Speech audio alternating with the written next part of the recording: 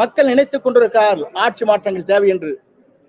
அப்படி ஆட்சி மாற்றங்கள் தேவை என்கிற போது வெளியே சென்றவர்கள் ஒன்றிணைக்கப்பட வேண்டும். அமைதியாக இருக்கின்றவர்களை நம் கழகத்திலே அவளை கொண்டு வந்து செயல்படுத்த வேண்டும். அப்படி படுத்துகிற போதுதான் நாம் வெற்றி என்ற இலக்கை நம்மால் எட்ட முடியுமே தவிர நாம் நாளை நம்முடைய ஆட்சி மலரப் போகிறது என்று யாராலும் சொல்ல இயலாது. அப்படி வெற்றி வாகை சூடுவதற்கு நல்ல ஆட்சியை தமிழகத்திலே தருவதற்கு தொண்டருடைய உணர்வுகளை புரிந்து அவருடைய உணர்வுகள் அனைத்தும் என் போன்றவிடத்திலே பல பேர் நண்பரிடத்திலே இதை சொல்லிக் கொண்டிருக்கிறார்கள்.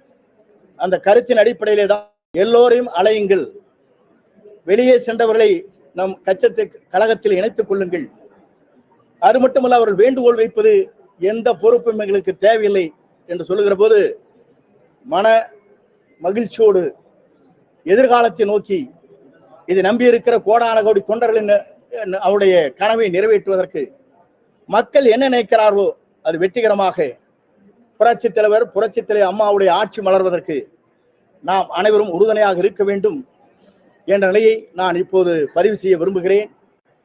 அப்படி செய்கின்ற போது அதற்கு கால அவகாசம் விரைந்து அதை முடிக்கப்பட வேண்டும். விரைந்து முடித்தால் மட்டும்தான் தேர்தல் களத்திலே இருக்க முடியும். ஏனென்றால் தேர்தல் களம் இன்று துவங்கிவிட்டது. எல்லோரும் தேர்தல் களத்திலே தங்கள் பயணங்களை மேற்கொள்கிற நிலை வந்துவிருக்கிறது.